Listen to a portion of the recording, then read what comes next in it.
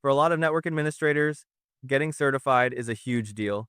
Today, let's break down one that seems to pop up a lot, the F5 BIGIP administration exam, specifically the one called F5CAB1. It's designed to prove you can handle the day-to-day work of managing these big IP systems. Right. And what's interesting right off the bat is its format. We're talking 30 questions in just 30 minutes. That's a minute per question. For only $50. And there are no prerequisites to even take it. Exactly, it feels surprisingly accessible. So let's dive into what it actually covers. The F5CAB1 test assesses a candidate's ability to manage and secure big IP systems right after they're installed. It covers critical areas like security, connectivity, licensing, software updates, and resource management. It's a key step towards the full F5 certified administrator credential. I see. So, this exam is essentially the entry point for anyone serious about managing F5 BIGIP devices in a real-world scenario. It really focuses on those day one essentials before you get into the more complex data plane or support functions. Absolutely. And what's particularly interesting is that this F5CAB1 exam is just one of 5 exams you need for the full certification, and you can take them in any order you want. That's a great point. It suggests that F5 values a modular approach to expertise. It lets administrators build their knowledge base strategically, based on their needs, rather than forcing them down a rigid, linear path. Right, so F5CAB1 is about establishing that foundational operational competence with big IP. But how exactly do you secure these powerful devices in the first place?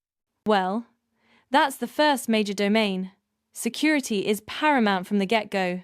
So we're talking about securing the management IP, which includes things like configuring port lockdown to only allow essential services, setting up firewall rules for the self IPs, and enforcing strong password policies. On top of that, administrators have to configure access controls for SSH and web access and prepare for potential DDoS attacks. That makes sense. It sounds like a multi-layered approach to security, ensuring that access is controlled, not just at the network level, but also at the application and authentication layers for the management interface itself. Exactly. It's about building a robust defense from the ground up. Now that we know how to secure the management interface, how do we verify that it's actually configured correctly and is accessible? That's the next logical step. You can't just set it and forget it. Right? Administrators need to confirm the management interface is actually reachable.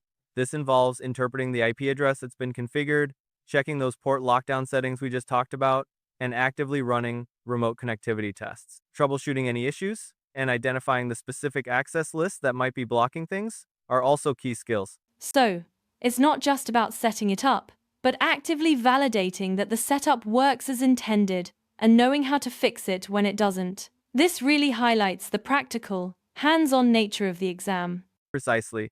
Functionality is just as important as security. With secure and accessible management in place, the next crucial step is managing the system's software and its licensing. Ah, yes. The ongoing operational upkeep.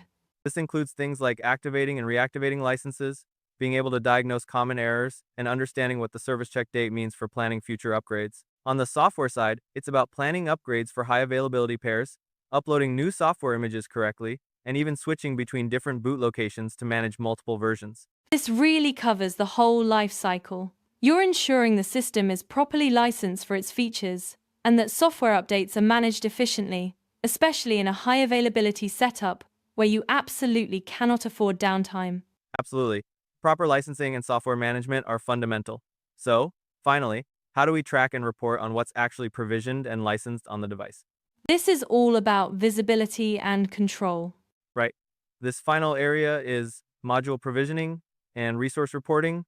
Administrators have to be able to list all the modules that are provisioned, report on their licensing status, and monitor how much of the system's resources each module is consuming.